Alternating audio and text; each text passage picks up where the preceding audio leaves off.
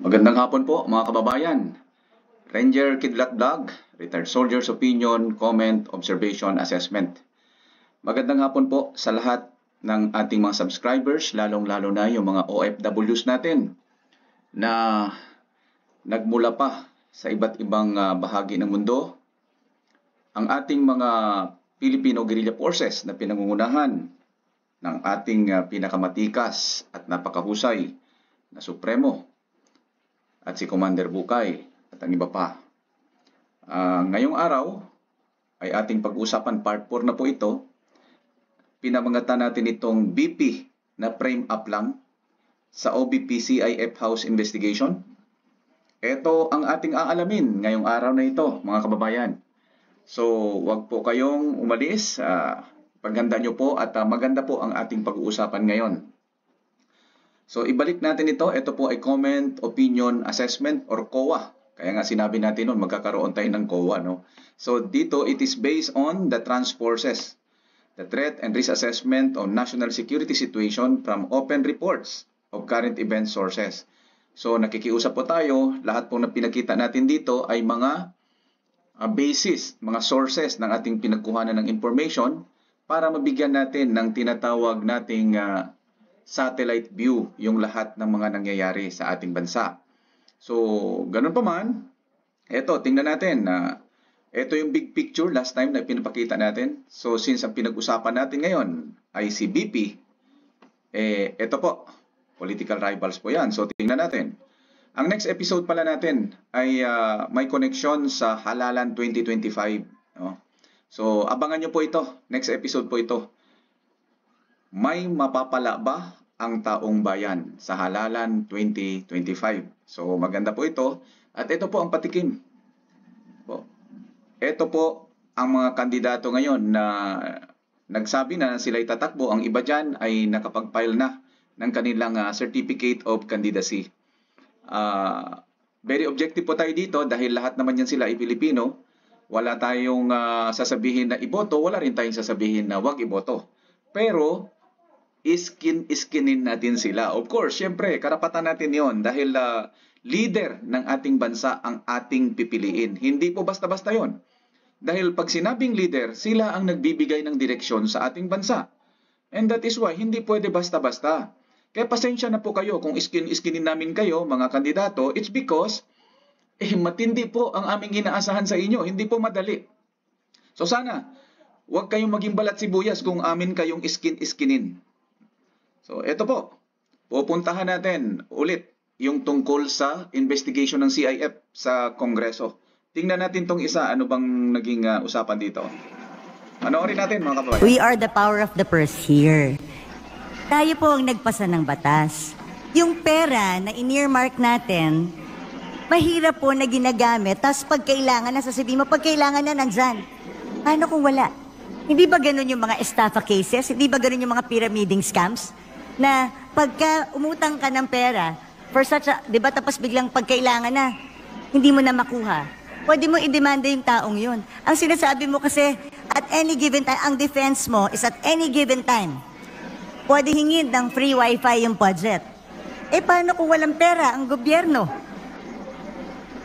Sa akin, hindi yung it's readily available. That's not the point. Ang punto dito, pwede bang gamitin para sa ibang bagay ang cash na inalat ng Kongreso para sa isang particular na bagay? Hindi maliwanag kung magkano ang balanse ng mga earmarked revenues dahil natatraffic sa Bureau of Treasury.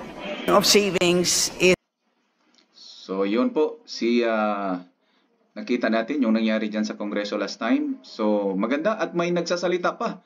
Naghahanap pa ng pondo para sa ikabubuti ng ating bansa, para sa ating mga kababayan. No?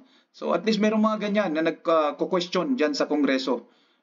May nakikita pa talaga tayong mga mabubuting, mga may mabubuting puso na mga kongresista. Ito, tingnan natin tong isa. Thank you so much for addressing many, if not most of our concerns. Okay. And Mr. Speaker, having no more members of the minority. Mr. Mr. Speaker, Speaker, I join the minority in their motion to terminate the period of debate. So move, Mr. Speaker. Joint motion to terminate interpellation to the proposed budget of the Department of Health. Is there any objection? The chair Mr. Speaker, I hears have a none. motion ruling, let me please. question the Interpellations on the proposed budget of the Department of Health is hereby Let me terminated. question Ayun. Ang tapang ni Lola Baksyang, ano? Ang tapang, ang talagang pinutol kaagad ni Lola Baksyang yung dapat na na pag-uusapan pa sana. But anyway, ito po ang ipapakita ko pang isa ay hindi ito bahagi diyan sa Congress, pero sila ay mga kandidato na tatakbo ngayong darating na halalan. And that is why pinatikim na rin natin kasi may promise siya rito. Tingnan natin. Namin sa bayan mo na hindi namin sinasanto ang kurakot. Kahit presidente ka pa ng Pilipinas, pag nangurakot ka, wala kaming problemang pirahin ka, wala kaming problemang ipa-impeach ka. Ayos. Magaling. So, eto, panoorin din natin isa pa na question din ito. Tungkol dito sa Office of the Vice President. No, hindi po dapat ito isekreto. Ito ay ina-account dapat sa mga tao. Karapatan po ng mamamayan na makita, malaman ang ginagastos ng confidential na fund na ito dahil pera ito ng bayan. Dinedemand po ng mamamayang Pilipino mula sa OVP ang detalyado na wow, talagang kapalakpak-palakpak naman, no? Si Madam Abbas, titingnan natin kung paano ito. So, eto po. So, titingnan muna natin kasi lumalabas na ang OBP ay na-clear na ng COA, no? Commission on Audit. Dahil pinakita na doon kung paano ito ginastos. Nung time na yon, hindi natin pinalabas ito dahil ayaw naman natin ma-preempt yung ginagawang inquiry ng COA. May proseso kasi yan, kaya hindi natin yan pre-empt. At saka investigation ng Congress, hindi rin natin pre-empt. Kasi gaya ng sinabi ni BP noon sa kanyang mga kakampi doon sa Congress, na huwag magpa-stress at kaya niya ito. So, yan ang leader. Kaya niya. So, bigyan natin. Kasi dito kailangan din natin suportahan ang mabuting leader. At kung ang mga leader ay mabubuti, suportahan natin. Pero kung hindi naman mabuti at nagkakamali, abay, kalabitin natin, questionin natin, karapatan natin yon.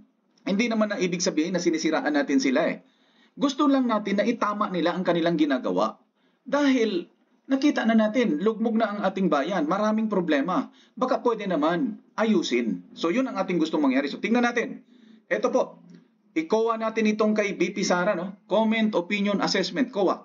OP Confid Intel Fund. How it was spent. Tingnan natin. Okay, confidential fund, Intel Fund, 125 million. Release on December 20. Ang clearing niya dapat hanggang December 31 lang. So lumalabas to be spent for 11 days lamang. From December 20 to December 31, 11 days lamang po yun. So kailangan ma-spend na yan. So maraming nagtanong dyan. Ang sabi nila, paano magastos yan sa loob lamang ng 11 days ang 125 million? Diba? Legitimate naman yung question Pero mga kababayan, ito po yun. 125 million pesos divided by 132 recipients. Kasi di umano ito, na-prove ito na 132 recipients yan. Ginastos sa 132 places and 132 recipients. So ano ang result? 946,969 pesos. Kung i-divide mo siya sa 5 days, nagastusin mo siya sa loob lang ng 5 days, kasi syempre, pagkuha mo ng 125 million, hindi mo naman kaagad yan within this day. Maibigay mo kaagad. Maybe it will take another day para i-download yung mga funds, itong 946,969, doon sa mga recipients, doon sa mga staffs na nasa ground, OBP staff na nasa ground. At doon nila ito gagastusin para sa nasabing programa. So, i-divide na natin sa 5 days, for example. 11 days, 5 days na lang. I-divide mo sa 5 days yan, ang 946,000. Lumalabas na 189,393 pesos per day lang. So, ibig sabihin, kayang gastusin, di ba? Ang 189,000. What if kung 946,000 divided by 6 days? Di ba? Sabihin natin 945,000. 47,000 divided by 6 days. Ang lumalabas, 157,000 na lang per day. At kung ginawa nating 1 week, lumalabas 135,000 per day na lang ang ginagastos. Hindi ba kaya yan? Kayo, alam nyo, 135,000 nahawakan nyo kung may gusto kayong bilhin. Kung ano man yung mga malalaking big ticket dyan, mga capital outlay, di ba ang dali lang naman bilhin yung 135,000 per day? Yung buong 946,000 nga, kayang-kayang bilhin yan kaagad eh. No? Pero eto, napakita natin ang logic. It is common sense. Ang pinapakita natin dito is common sense. Hindi sa dinipensahan natin si ang BP dito. Pero ipakita natin kung paano. Ito yung logical niyan.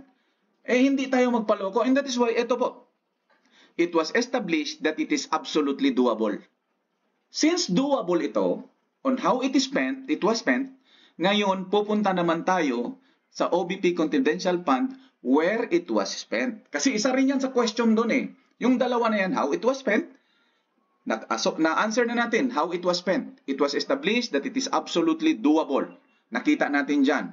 Ang per day, in 5 days nga lang eh. Pero kung 10 days pa yan, mag-minus pa. Almost 95,000 na lang per day kung i-10 days mo yun. Pero, syempre, gawin nating makatotohanan. Yan lang ang makatotohanan talaga dyan. So, next, where it was spent. Intelligence, surveillance, reconnaissance. So, dyan yung ginagastos ang Confid and Intel Fund. Yung tatlo na yan ay very critical at ginagamit yan dyan. So, ito, pinapakita ko, hindi na ito sikreto eh. Kasi, napilit na nila, alam nyo, ang mga Makabayan Black, lagi nilang sinisilip ang Confidential Intelligence Fund ng gobyerno. Pati ang sa Armed Forces at Police. Bakit nila sisilipin yun? Sa bagay, sinisilip nila yun kasi alam nila, may direct effect sa kanila yun. Siyempre, alam naman natin, ayaw na nating magsabi pa ng anong bagay na para bang sinasabi natin, ididikit natin sila sa mga bagay na sinasabi nilang red tagging. Alam mo yung mga ito pagka sinabihan mo sila ng ganito at totoo ang ating sinasabi, agad-agad silang pumiyok at sinasabing red tagging. Pero nung makapatay ang mga sundalo before ng mga tropa nila, agad-agad sabihin nilang berdugo. Yun sa legitimate operations nakapatay sa legitimate operations, enkwentro, pero tatawagin nilang berdugo ang ating mga tropa. Napaka-unfair. Bakit kasi in-entertain pa yung red tagging na yan? Bakit? Lalagyan din kayo natin ng batas na black tagging, na pag nag-black propaganda sila against sa ating gobyerno is i-charge din natin sila ng black tagging. Pwede kaya yon? Well, let's see. Eto. So balik tayo dito. Balik tayo dito sa where it was spent. So it was spent in intel, surveillance, reconnaissance. Intelligence, surveillance, reconnaissance. Anong meron dito sa ilalim ng intel? So normally, alam na ito ng lahat. Kahit i-search nyo to sa meron na. Okay? Human SIGINT. Human Intelligence, Signal Intelligence. Surveillance. Technology yan. Ganon din naman. Kasama din yun, yung human SIGINT. Pero technology. Tutok tayo sa technology. Nandyan yung spycam. Nandyan yung CCTV. Nandyan yung computer. Yan ang ginagamit dyan sa surveillance. Kasi hindi ka naman pwedeng, pag may spycam ka, may CCTV ka, saan mo ililink yun? So, syempre, ililink mo yun sa computer. Kasi pag nilink mo lang yun sa cellphone mo, mapupuno or baka magkaroon ng lag. So, hindi mo makita. Pero sa computer, nandun yun. I-record niya yun doon. So, pwede mong i-record. And that is why ginagamit yan dyan. Reconnaissance. So, technology, yung drone, pwede ka mag-recon through drone or eavesdropping or ikaw mismo, yung tropa mismo, yung staff mismo pumunta doon para alamin, para ma-solve kung ano yung gusto nilang isolve o malaman ang anong gusto nilang malaman. Balik tayo dito sa Intel. Magagamit mo dyan food stuff, medicine, travel expenses kasi gagamit ka ng tao na kung kailangan ng pagkain yung mga target personalities mo, bigyan mo, medicine, whatever, and travel expenses. Alangan na papuntahin mo yung tao na walang pera, papunta doon sa lugar mo, halimbawa ikaw gusto mong kumuha ng information tapos pinapunta mo yung tao, hindi mo lang binigyan ng pera. Abay baka parang yun ang sinasawag na 10 utos. Kaya hindi natutupad di umano ang 10 utos dahil puro utos lang. Walang funds, no? Walang pondo. So, tingnan natin dito sa surveillance. Tables, chairs, etc. Kasi alangan naman yung computer ilagay mo doon sa sahig. No? Kung may computer, may computer ka, dapat may tables and chairs ka. Common sense yan. So, ang pangatlo, ang reconnaissance. kailangan ng representation dyan and accommodation. Siyempre, kailangan mong kumain, kailangan ng accommodation kung saan matulog yung mga staff, kung pupunta man yan doon sa ground. Yun yung lumalabas talaga dyan. So, kung makikita mo, dyan, kung dyan napunta itong mga, yung confidential fund na yun, kayang-kaya niyang gastusin 135,000 per day or 189,000 per day. And then, logical na ang ISR, yan ang mga bagay na binibili doon at dyan ginagamit ang lahat. Okay? So, it appears that expenses made were legitimate. And that is why, lumalabas na frame up ang OBP pagdating doon dito sa confidential fund sa CIF because it was released. Ni-release ito ng December 20 at clear ng December 31. Bakit wala man lang nagsabi doon sa nag-iimbestiga na actually binigay namin yan ganito? Normally, i-clear yan. Kayang-kaya naman i-clear kasi nandyan pinakita natin to be spent for 11 days pero kayang-kaya.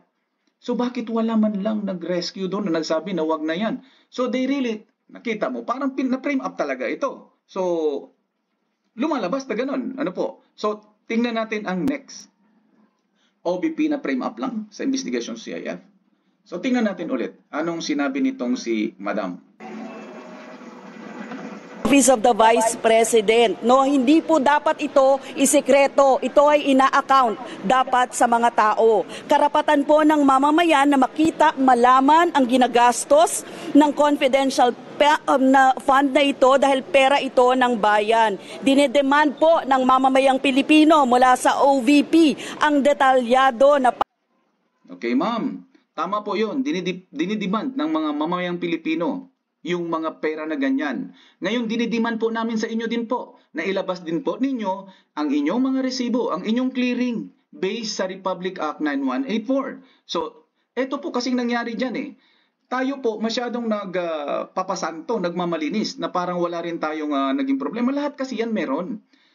Ang maganda sana dyan kung pag-usapan ninyo na maayos. Hindi yung ganyan na parang may naninira at nape-frame up yung iba. Yan lumalabas Kaya ma'am, masasabi nyo ba na kayo po ay malinis? Malinis po ang inyong clearing ng inyong mga pondo? I doubt it. Dahil, madam, sa klarong istorya lamang po, kung malinis po kayo, dapat ipinaglaban nyo na ito. Dapat ipinaglaban nyo na ma-rescind ito. Kung ipinaglaban nyo na ito ay dapat ma-rescind at naging rescinded na nga ito, abay, maniwala kami na kayo po ay para sa bayan. Kayo po ay tunay na makabayan black. Pero hindi po Dahil nakikinabang din kayo dito sa resolution number 10. Dito kayo nakakakuha ng pondo para ibigay sa inyong mga grupo. Di po ba? Tanong lang yan Kasi yun ang logical, madam. So, tingnan natin. Yung mga sinasabi dyan, na kickback, shortcuts in government projects, 45 to 85%. Itong napakahusay na butihing mayor, talagang, corruption crusader. Si Sir Benji, napakahusay na mayor. At, sir, sana, marami ka pa talagang matulungan sa ating, maitulong sa ating bansa. Tingnan natin, etong 175 billion increase na lumalabas ito na insertion kasi natapos na ang National Expenditure Program ang NEP pero nung lumabas doon sa General Appropriations Act 996 billion. So may total increase na 175 billion. Dito naman sa House, may increase din ito na 12 billion. From 16 na NEF, naging 28 billion.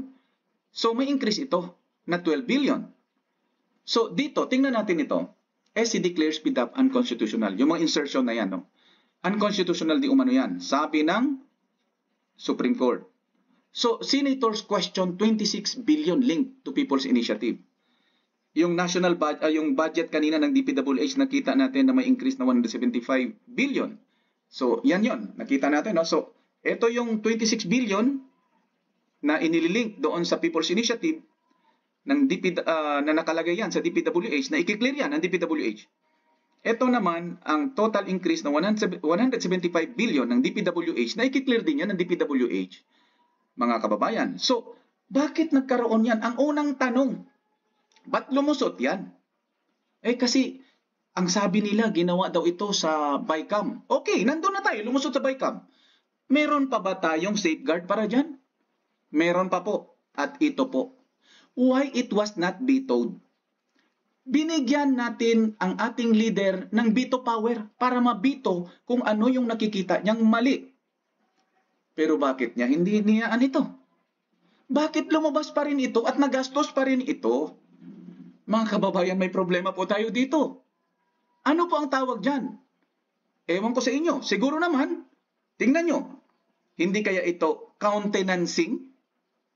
Dahil meron kang pagkakataon na ibito etong mga insertions na illegal, na unconstitutional, pero hindi mo ginawa, hindi mo bineto kahit nandyan ang power mo to veto. Meaning to say, you are countenancing it. Di po ba?